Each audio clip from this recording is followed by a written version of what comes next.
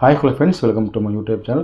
இன்றைக்கி நம்ம இந்த வீடியோவில் எதை பற்றி பார்க்க போகிறோம் அப்படின்னு கேட்டிங்கன்னா, தூய்மை பணியாளர் இவங்களுக்கு பார்த்தீங்கன்னா, அவங்க 15 நாள் பக்கமாக போராட்டம் பண்ணாங்க. அந்த விஷயத்தை மறைக்கிறதுக்காக இன்னொரு விஷயம் பார்த்தீங்கன்னா, நம்ம முதல்வர் பண்ணியிருக்காரு. ஸோ அவர் என்ன பண்ணியிருக்காரு அப்படிங்கிறத நம்ம இன்றைக்கி இந்த வீடியோவில் பார்க்கலாம். வாங்க வீடியோக்குள்ளே போகலாம். தூய்மை பணியாளர் இவங்க பார்த்தீங்கன்னா, அவங்களுடைய பணி நிரந்தரமாக்குங்க. இது பார்த்தீங்கன்னா, தனியார்கிட்ட விடாதீங்க அப்படின்னு சொல்லி கிட்டத்தட்ட 15 நாள் பக்கமாக போராட்டம் பண்ணாங்க அப்படிங்கிறது நம்ம எல்லாத்துக்குமே தெரியும். ஆனால் இப்போ பார்த்தீங்கன்னா, உச்சநீதிமன்றம் அங்கே போராட்டம் பண்ணக்கூடாது, சட்டப்படி அங்கே போராட்டம் பண்ணக்கூடாது, வேறு இடத்துல போராட்டம் பண்ணுங்க அப்படின்னு சொல்லி. ஆனால் அவங்க பார்த்தீங்கன்னா, அமைதியாக தான் பார்த்தீங்கன்னா, எந்த ஒரு ஆர்ப்பாட்டமும் இல்லாமல் போராட்டம் பண்ணிட்டு இருந்தாங்க. ஆனால் இருந்தாலும் அவங்க மக்களுக்கு இடையூறாக இருக்காங்க, இதனால் பார்த்தீங்கன்னா போக்குவரத்தில் பாதிக்கப்படுது அப்படின்னு சொல்லி உச்சநீதிமன்றம் அவங்கள அகற்றுங்க அப்படின்னு சொல்லி அவங்க ரீசெண்டாக பார்த்தீங்கன்னா போலீஸ் அவங்க எல்லாத்தையும் அரெஸ்ட் பண்ணிட்டாங்க. பட் இந்த ஒரு விஷயத்து துணை முதல்வரோ இல்லை முதல்வரோ யாரும் இவங்களுக்கு சப்போர்ட்டாக நிற்கவே கிடையாது. பட் அது ஏன் அப்படிங்கிறது எனக்கும் தெரியல. இன்றைக்கி இங்கே நாளைக்கு அவங்களுக்கு வர்ற அதே நிலைமை நாளைக்கு தமிழ்நாடு ஃபுல்லாக வர்றதுக்கு ரொம்ப நாள் ஆகாது. பட் ஆனால் ஏன் அந்த மாதிரி இதுக்கு ஸ்டெப் எடுக்கல அப்படிங்கிறது தெரியல. ஆனால் இந்த விஷயத்தை மறைக்கிறதுக்காக இப்போது முதல்வர்கள் என்ன பண்ணியிருக்காரு அப்படின்னு கேட்டால் ஒரு புது திட்டத்தை கொண்டு வந்திருக்காரு. இது பார்த்தீங்கன்னா இந்த திட்டத்தை பண்ணிட்டாங்க பரவாயில்ல அப்படின்னு சொல்லி இதுக்கு பார்த்தீங்கன்னா நன்றி சொல்கிற விதமாக ஒரு சில பேர் பார்த்தீங்கன்னா ஃபோட்டோவில் வச்சு நன்றி சொல்கிற விதமாக ரோட்டில் நடந்த மாதிரியான ஒரு போஸ்டரில் வெளியே இருக்குது. அதாவது தூய்மை பணியாளர் செய்கிறவங்களுக்கு காலை உணவு இலவச உணவு திட்டம் வழங்கியிருக்காங்களாமா. ஆல்ரெடி பார்த்தீங்கன்னா அம்மா உணவகம் இருக்கும்போது கூட அவங்க அம்மா உணவகத்தில் போய் சாப்பிட்டு அவங்க பாட்டுக்கு அவங்க வேலையை பார்த்துட்டு இருந்தாங்க. பட் அந்த அம்மா உணவகம் இப்போ மூடுனால அவங்க பார்த்தீங்கன்னா சரி 10 மணி வரைக்கும் வேலை செஞ்சுட்டு அதுக்கப்புறம் வீட்டில் போய் சாதாரணமாக சாப்பிட்டு தான் போகிறாங்க. இதனால பார்த்தீங்கன்னா அவங்க யார் பெருசாக பாதிக்கப்படுறது போக கிடையாது. அந்த அம்மா உணவகம் இருந்ததாக கூட போது அவங்க அதை நல்ல வழியாக சாப்பிட்டு அவங்க எந்த ஒரு பிரச்சனையும் இல்லாமல் நல்லா இருந்திருப்பாங்க. ஆனால் இவங்க பார்த்தீங்கன்னா அவங்க போராட்டத்தை மறைக்கிறதுக்காக இப்படி ஒரு திட்டத்தை புது திட்டத்தை உள்ளே விட்டு அந்த மறைக்கிறதுக்காக இந்த மாதிரியான ஒரு விஷயங்களை பண்ணியிருக்காங்க. ஸோ இதை பார்க்குறக்கே எப்படி இருக்குது தெரியுமா?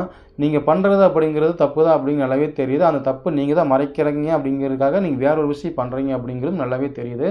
ஆனால் தெரிஞ்சு இதுக்காக எந்த ஸ்டெப்பும் நீங்கள் எடுக்கல. அது என்ன காரணம் அப்படின்னு புரியல. ஸோ நீங்கள் ஆரம்பத்தில் எதிர்கட்சியாக இருக்கும்போது உங்களுக்கு தூய்மை பணியாளர்கள் நிரந்தரமான வேலையை கொடுக்குறேன், இது தனியாருக்கு நான் விடமாட்டேன் அப்படின்னு சொல்லி தான் கட்சிக்குள்ளே பார்த்தீங்கன்னா ஓட்டு கேட்கும் போதில் அந்த மாதிரிலாம் நிறைய வாக்குவாதமெல்லாம் பண்ணாங்க. பட் எல்லாத்துக்கும் பார்த்தீங்கன்னா நான் கண்டிப்பாக நிரந்தரமாக்குவேன், அது நான் என்னுடைய பொறுப்பு அப்படிங்கிற மாதிரிலாம் பார்த்தீங்கன்னா நிறையா விஷயங்கள் சொன்னீங்க. ஆனால் கட்சிக்கு வந்ததுக்கு அப்புறமா இப்போ அவங்கள பற்றி நீங்கள் நினைக்கவே இல்லை. அவங்க இவ்வளோ நாள் போராடுறாங்க. அவங்கள பற்றி பார்த்தீங்கன்னா கொஞ்சம் கூட யோசிக்காமல் சில படங்களுக்கெல்லாம் பார்த்தீங்கன்னா இது பண்ணிட்டு போகிறீங்க, ப்ரொமோஷன் பண்ணுற மாதிரி பண்ணிட்டு இருக்கிறீங்க. இதெல்லாம் எதுக்காக இப்படி பண்ணுறீங்க அப்படிங்கிறது தெரியல. அதாவது அவங்க ஒரு நாள் போராட்டம் பண்ணுறது மட்டும் இல்லாமல் அவங்க வேலையை விட்டுட்டு வெளியே போயிட்டாங்கன்னா அந்த சென்னை மட்டும் இல்லாமல் தமிழ்நாடு ஃபுல்லாக எல்லோரும் ஸ்ட்ரைக் பண்ண ஆரம்பிச்சிட்டாங்கன்னா ஒவ்வொரு ஊரோட நிலைமையை நினச்சி பார்த்தீங்கன்னா தெரியும். ஏன் நீங்கள் இருக்கிற இடத்துல கூட உங்கள் வீட்டில் கூட பார்த்தீங்கன்னா ஒருத்தர் கூட வர மாட்டாங்க, தூய்மை பண்ணுறதுக்கு யாருமே வர மாட்டாங்க போராட்டம் பண்ணிட்டாங்கன்னா. ஆனால் அவங்க இப்போ வரைக்கும் பார்த்தீங்கன்னா சென்னையில் மட்டுமே போராட்டம் பண்ணிட்டு இருக்கிறவங்க. சீக்கிரமாக நீங்கள் இதுக்கான நல்ல ஒரு நடவடிக்கை எடுத்தால் கண்டிப்பாக மக்களுக்கும் அந்த தூய்மை பணியாளர் அவங்களுக்கும் ஒரு மிகப்பெரிய ஒரு சப்போர்ட்டாக இருக்கும். தயவு செஞ்சு மக்களுக்கு நல்லது பண்ணணும்னு சொல்லி கட்சிக்குள்ளே நாளுக்கு நாள் பார்த்தீங்கன்னா இந்த மாதிரி கஷ்டப்படுத்திட்டு மக்களுக்கு அணுவணுவாக வாழ்வாதாரத்தை கெடுத்துட்டு இருக்காதீங்க அப்படிங்கிறத என்னுடைய கருத்து. தயவு செஞ்சு சீக்கிரமாக அந்த தூய்மை பணியாளருக்கு உங்களால் எதுவும் பண்ண முடியட்டும் பரவாயில்ல, தயவு செஞ்சு அவங்க அரெஸ்ட் பண்ணி கேஸில் போட்டு அவங்க அடிச்சிட்டு இருக்கிறாங்க அப்படிங்கிற மாதிரி தகவல் வெளியாக இருக்குது. அந்த மாதிரி பண்ணாதீங்க. முடிஞ்ச வரைக்கும் உங்கள் அந்த தூய்மை ஸோ எத்தனையோ பேர் அந்த தொழிலை வச்சு தான் பார்த்தீங்கன்னா வாழ்க்கையை ஓடிட்டு இருக்கிறாங்க. அந்த வாழ்க்கையை நீங்கள் இந்த மாதிரி நரகமாக்குறதுல பார்த்தீங்கன்னா ரொம்பவே கஷ்டமாக இருக்குது. தயவு செஞ்சு இவங்களுக்கான ஒரு நல்ல ஒரு முடிவு எடுத்து நீங்கள் அதுக்கான ஒரு தீர்வு கொடுத்தீங்கன்னா பரவாயில்ல. தேவையில்லாத இப்போது அந்த விஷயத்தை மறைக்கிறதுக்காக இப்போ தூய்மை பணியாளர்களுக்கு சாப்பாடு போட்டு காலை உணவு அப்படின்னு சொல்லி ஒரு திட்டத்தை கொண்டு வந்துருக்கிறீங்க. இது பப்ளிசிட்டி பண்ணுறதுக்காக அந்த கட்சியிலேருந்து ஒரு சில பேர் இந்த மாதிரி சொல்லுங்கள் அந்த மாதிரி சொல்லுங்கள் அப்படின்னு சொல்லி அட்டையை கொடுத்து ரோட்டில் நடக்க வச்சுருக்கீங்க.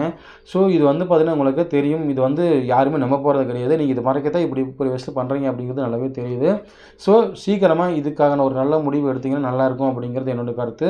ஓகே ஃப்ரெண்ட்ஸ், இப்போது தூய்மை பணியாளர் காலை உணவு திட்டம் அப்படின்னு சொல்லி ஒரு திட்டத்தை கொண்டு வந்திருக்காங்க. ஸோ இதை பற்றி உங்கள் ஒப்பீனியன் என்னங்கிறத கீழே கமெண்ட் பண்ணுங்கள். உங்களுக்கு இந்த வீடியோ பிடிச்சிருந்தா லைக் பண்ணுங்கள், ஷேர் பண்ணுங்கள், சப்ஸ்கிரைப் பண்ணுங்கள்.